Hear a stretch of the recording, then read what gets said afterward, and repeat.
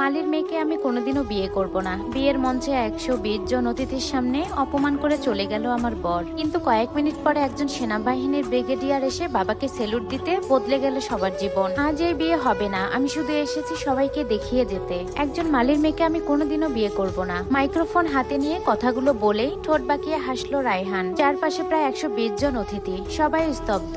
আমি মাইশা, সাদা লেহেঙ্গা পরে বিয়ের মঞ্চে দাঁড়িয়েছিলাম তখন। বাবা জামাল হোসেন, যিনি সারা জীবন মানুষের বাগান পরিচর্যা করে সংসার চালিয়েছেন, মুহূর্তেই যেন কয়েক বছরে বৃদ্ধ হয়ে গেলেন তিনি। আমি যখন 9 বছরের তখনই আমার মা মারা যান। সেদিন থেকে বাবাই আমার মা, বাবাই আমার বাবা। ঢাকার বিভিন্ন বাসাবাড়ি, আবাসিক ও অফিসের গাছের পরিচর্যা করতেন তিনি। ভোরে বের হয়ে যেতেন, রাত করে বাড়িতে ফিরতেন। রোদে পড়ে গায়ের রং কালচে হয়ে গিয়েছিল, হাতে শক্ত কড়া পড়েছিল, কোমরও আর আগের মতো সোজা ছিল না। তবুও কোনোদিন অভিযোগ করেননি আমার বাবা। সবসময় শুধু বলতেন, তুই শুধু মানুষ হও মা, বাকি সবকিছু আমি সামলিয়ে নিব। আমার 24তম জন্মদিনে খাটের নিচ থেকে বাবা পুরনো একটা বিস্কুটের টিন বের করলো।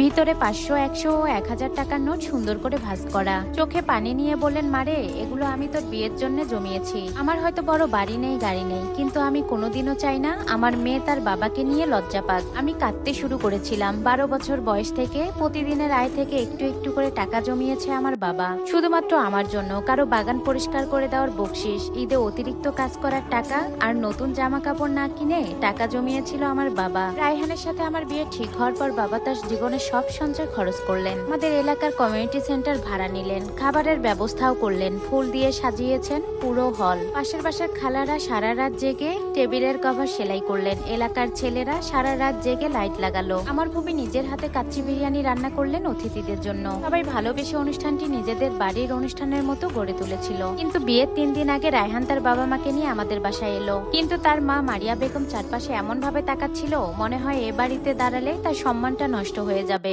তিনি ঠান্ডা মাথায় বললেন, আমার ছেলের বিয়ে কোনো কমিউনিটি সেন্টারে হবে না, সেখানে ব্যবসায়ী, এমপি, মন্ত্রী সবাই আসবেন। বাবা লজ্জায় মাথা নিচু করে বললেন, প্রয়োজন হলে আমি আমার পিকআপ ভ্যান আর বাগানের সব যন্ত্রপাতি বিক্রি করে দিব।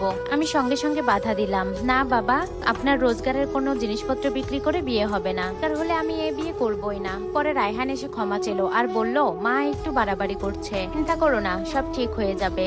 আমি তাকে বিশ্বাস করেছিলাম, কিন্তু রায়হান বিয়ের দিন 40 মিনিট দেরি করে এলো। সঙ্গে তার বাবা মা, আত্মীয় স্বজন। তার মুখে বিন্দু পরিমাণও অস্বস্তি ছিল না। এখন বুঝি সে আমাকে বিয়ে করতে আসেনি, সে এসেছিল আমাকে অপমান করতে। বিয়ের দিন সে বিয়ে ভেঙে দিয়ে বলল, যে লোক মানুষের বাসায় গাছ কাটে আর ঘাস কাটে, আমি তাকে কখনো শ্বশুর বলে পরিচয় দিব না। চারিদিকে ফিসফাস শুরু হয়ে গেল। আবার কিছু মানুষ মাথা নিচু করে রইল, আর কিছু মানুষ বলল, ছেলেটা তো ভুল বলেনি। রায়হানের মা ঠোঁট বাঁকিয়ে বলল, নিজের সীমা বুঝে চলা উচিত, সব পরিবারের একটা মান সম্মান থাকে। বাবা হঠাৎ তুলতে লাগলেন, আমি দৌড়ে গিয়ে তাকে ধরে ফেললাম। এরপর তিনি আমার কাঁধে মাথা রেখে ছোট্ট শিশুর মতো কাঁদতে লাগলেন। কাঁদতে কাঁদতে আমাকে বলল, মারে, আমাকে তুই ক্ষমা করে দিস। আমি যদি আজ ধনী হতাম তাহলে তোকে কেউ এভাবে অপমান করতে সাহস পেত না। এরপর তিনি সবার সামনে গিয়ে বললেন, আপনাদেরকে এখানে ডেকে এনে আমি অপমানিত করলাম, আমাকে ক্ষমা করে দিবেন। সেই মুহূর্তে আমার মনে হচ্ছিল, আমি যাকে বিয়ে করতে যাচ্ছিলাম তাকে হারানোর চেয়ে অনেক বেশি কষ্ট হচ্ছে আমার বাবার চোখের পানি দেখে। ঠিক তখনই কমিউনিটি সেন্টারের বাইরে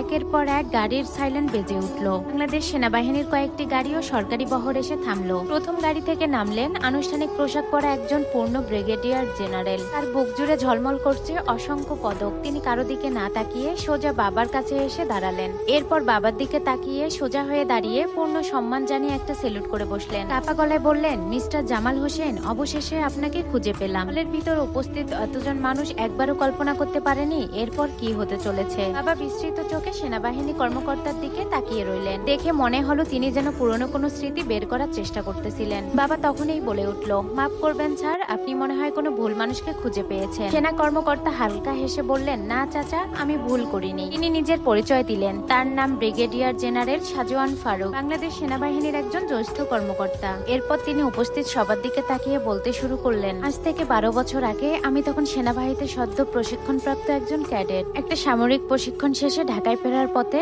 গাজীপুর মহাসড়কে আমাদের গাড়ি একটা ভয়াবহ দুর্ঘটনা ঘটে। চারদিকে অসংখ্য মানুষ ছিল, সবাই শুধু দেখছিল, কেউ এগিয়ে আসছিল না। ঠিক তখনই একটা পুরনো পিকআপ থামিয়ে একজন সাধারণ লোক বের হয়ে এসে আমাকে আমার গাড়ি থেকে বের করেন। পুরো হল নিস্তব্ধ। শাহনুরুল সাহেব আবারও বললেন, তিনি নিজ হাতে আমাকে হাসপাতালে নিয়ে যান। এমনকি পুরো সপ্তাহে বাগানে কাজ করে যে টাকাটা পান সেই টাকাটা হাসপাতালের কাউন্টারে দিয়ে বলেছিলেন, আগে ছেলেটার চিকিৎসা শুরু করুন, তারপর নিজের নাম নাম পরিচয় না দিয়েই চুপচাপ চলে যান। বাবার চোখ জলে ভিজে উঠল। হঠাৎ করে যেন ধীরে ধীরে সবকিছু মনে পড়লো। বলে উঠল, ও সেই ছেলেটাই তুমি? তারপর হঠাৎ করে মাথাটা নিচু করলেন আর বললেন, আমি তো শুধুমাত্র একজন অসহায় ছেলেকে সাহায্য করেছিলাম, যে কেউ আমার জায়গায় থাকলে তাই করতো।